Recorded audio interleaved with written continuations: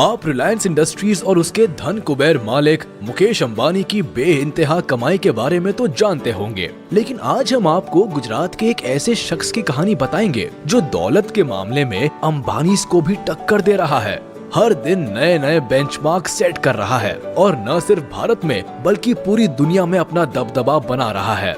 जी हाँ, सही समझे आप, हम बात कर रहे हैं भारत के मशहूर बिजनेसमैन गौतम अडानी की, जिन्हें एक वक्त था जब आर्थिक तंगी के कारण पढ़ाई छोड़नी पड़ी थी, लेकिन आज ये एयरपोर्ट से लेकर बंदरगाह और कोयले से लेकर घर में इस्तेमाल होने वाले तेल तक से पैसा कमा रहे हैं। लेकिन कम ही ऐसे लोग हैं जो उनके बारे में बहुत ज्यादा जानते हैं। तो अगर आप भी गौतम अडानी की कामयाबी का राज जानना चाहते हैं तो फिर बिना वीडियो स्किप किए हमारे साथ देखिए उनकी जिंदगी और व्यापार का सफरनामा।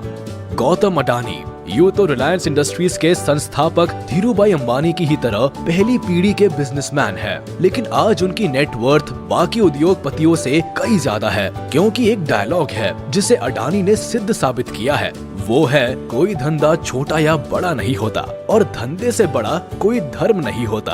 अब हम ऐसा इसलिए कह रहे हैं क्योंकि समय के साथ अडानी को जो भी धंधा मिला उन्होंने उसे पूरे मन से किया और परचम लहराते चले गए। लेकिन उनके फर्श से अर्श तक पहुंचने का सफर काफी जद्दोजहद भरा रहा है।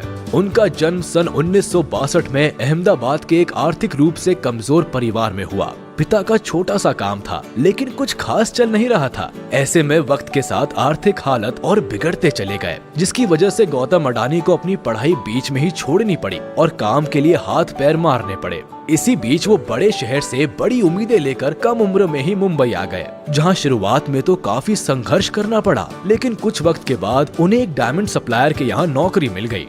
3 सालों तक काम करने के बाद उन्हें समझ में आया कि जिंदगी में करना क्या है, इसलिए उन्होंने नौकरी छोड़कर अपना काम शुरू किया और झवेरी बाजार में डायमंड ब्रोकरेज कंपनी की शुरुआत की। गौतम अडानी को अपनी जिंदगी का वाय पता था, यानी वो काम क्यों कर रहे हैं, इसलिए उन्होंने जी तोड़ मेहनत की और कम उम्र में ही धंधा दौड़ा दिया। लेकिन उनकी किस्मत चमकी 1981 से, जब उनके बड़े भाई ने उन्हें अहमदाबाद बुलाया। दरअसल भाई ने सामानों को लपेटने वाली प्लास्टिक की एक कंपनी खरीदी, मगर वो चल नहीं रही थी क्योंकि जो कच्चा माल चाहिए था वो जरूरत के हिसाब से नहीं मिल पा रहा था। बाहर देशों से कच्चे माल को इंपोर्ट करना पड़ रहा था। ऐसे में इसे एक अवसर के तौर पर देखते हुए अडानी ने कांडला पोर्ट पर प्लास्टिक ग्रैनुअल्स का आयात शुरू किया और 1988 में शुरू की अडानी एक्सपोर्ट्स, जिसका नाम बदलकर बाद में अडानी एंटरप्राइजेस कर दिया गया। इसमें धातु, एग्रीकल्चर प्रोडक्ट और कपड़े की कमोडिटी ट्रेडिंग होती थी। काम चल पड़ा तो कुछ ही साल में ये कंपनी और अडानी इस बिजनेस से बड़ा नाम बन गए और फिर 1994 में अडानी एंटरप्राइजेस को शेयर बाजार में लिस्ट कर दिया गया। फिर साल आया 1995 का।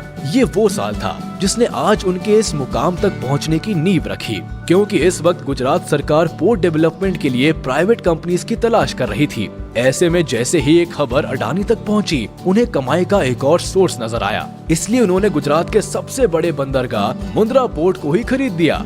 मुंद्रा पोर्ट को खरीदने के बाद 1998 में गौतम अडानी ने Adani ports and logistics company की शुरुआत की। वैसे ये बंदरगाह की खासियत के बारे में बताए तो करीब 8000 हेक्टेयर में फैला ये पोर्ट आज भारत का सबसे बड़ा निजी बंदरगाह है और इस पोर्ट से पूरे भारत के लगभग 1/4 माल की आवाजाही होती है। साथ ही ये जगह स्पेशल इकोनॉमिक जोन के तहत बना है, तो प्रमोटर कंपनी को कोई टैक्स भी नहीं देना पड़ता। इस जोन में power plant, private rail line और एक प्राइवेट एयरपोर्ट भी है। वैसे यहाँ गौर करने वाली बात है कि आज अडानी समूह देश के प्रमुख इंफ्रास्ट्रक्चर ग्रुप में से एक है। उनकी अडानी पोर्ट्स देश की सबसे बड़ी पोर्ट मैनेजमेंट कंपनी है और गुजरात, महाराष्ट्र, गोवा, केरल, आंध्र प्रदेश, तमिलनाडु और ओडिशा जैसे 7 समुद्री राज्यों में इनके 13 डोमेस्टिक पोर्ट्स है। खैर, मुद्दे पर आते हैं। अब जैसे जैसे वक्त गुजरता गया, अडानी खुद को ग्रो करते चले गए। वो लोगों की रसोइयों तक में पहुंच गए फॉर्च्यून के थ्रू। वही फॉर्च्यून जिसका रिफाइंड ऑयल आज हर घर में सुबह शाम दिन रात इस्तेमाल होता है। एक्चुअली जनवरी 1999 में अडानी ग्रुप ने will agri business group Wilmar के साथ हाथ मिलाकर खाने के तेल के बिजनेस में कदम रखा था। वैसे फॉर्च्यून तेल के अलावा अडानी ग्रुप आटा, चावल, दाल, चीनी जैसी दर्जनों चीजों से भी आपकी रसोई का हिस्सा बना हुआ है, जिनके रखरखाव के लिए 2005 में अडानी ग्रुप ने फूड कॉर्पोरेशन ऑफ इंडिया के साथ मिलकर अलग अलग राज्यों में बड़े बड़े साइलोज बनाए। साइलोज बेसिकली वो चीज होती है जिसमें बड़े पैमाने पर अनाज को रखा जाता है। साइलोज की कनेक्टिविटी के लिए अडानी ग्रुप ने निजी रेल लाइंस भी बनाई ताकि अनाज को लाने ले जाने में आसानी हो। कहते हैं कि हीरे की परख जौहरी ही जानता है, इसलिए अडानी को काले कोयले में भी पैसा दिखा। उन्होंने डोमेस्टिक इलेक्ट्रिसिटी का जनरेशन किया, बड़े बड़े राज्यों को बिजली सप्लाई करनी शुरू की, लेकिन इतने बड़े पावर प्लांट को चलाने के लिए जरूरत से ज्यादा कोयला चाहिए था, इसलिए दिमाग चलाया और ऑस्ट्रेलिया की एक कोल माइन को खरीद डाला।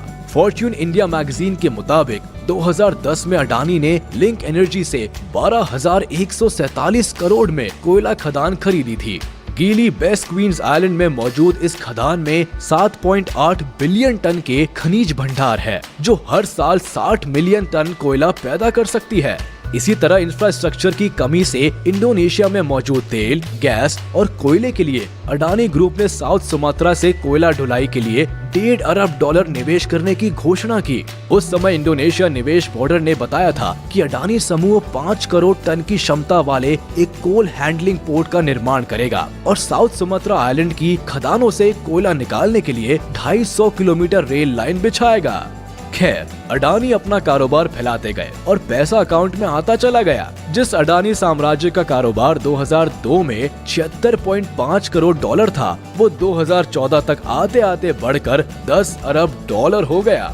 साथ ही वक्त की जरूरत को देखते हुए अडानी ग्रुप ने नेचुरल गैस के क्षेत्र में भी बिजनेस को बढ़ाया और 2017 में सोलर पीवी पैनल बनाने शुरू किए। उधर बंदरगाह और निजी रेल लाइन के बाद अडानी ने एयरपोर्ट्स की तरफ उड़ान भरी और 2019 में अहमदाबाद, लखनऊ, मंगलुरु, जयपुर, गुवाहाटी और तिरुवनंतपुरम जैसे 6 हवाई अड्डों के मॉडर्नाइजेशन और ऑपरेशन की जिम्मेदारी उठा ली। अब अगले 50 सालों तक अडानी ग्रुप इन सभी एयरपोर्ट्स का ऑपरेशन, मैनेजमेंट और डेवलपमेंट संभालेगा। वही मुंबई इंटरनेशनल एयरपोर्ट लिमिटेड में भी अडानी ग्रुप के पास 74% की हिस्सेदारी है और ये किसी को बताने की जरूरत नहीं कि भारत में मुंबई एयरपोर्ट दिल्ली के बाद देश का सबसे बड़ा एयरपोर्ट है। वैसे जिस तरह सुंदर आकार लेने से पहले सोने को खूब तपाया जाता है, ठीक उसी तरह गौतम अडानी को भी जीवन में कई तरह का ताप झेलना पड़ा। उनका सामना कई तरह के विवादों से हुआ, लेकिन उन्होंने सबसे पार पाया और एक अलग मुकाम हासिल किया, जिसका नतीजा है कि आज गौतम अडानी का कारोबार पूरी दुनिया में फैला हुआ है। तो चलिए आप भी हमारे इस वीडियो को अपने यार दोस्तों तक फैलाइए और इस वीडियो को भी लाइक कर दीजिए और अगर आपने अभी तक हमारे चैनल को सब्सक्राइब नहीं किया है तो तुरंत कर दीजिए और बेल आइकन को भी प्रेस कर दीजिए ताकि हमारी नोटिफिकेशंस आप तक जल्द से जल्द पहुंच जाए।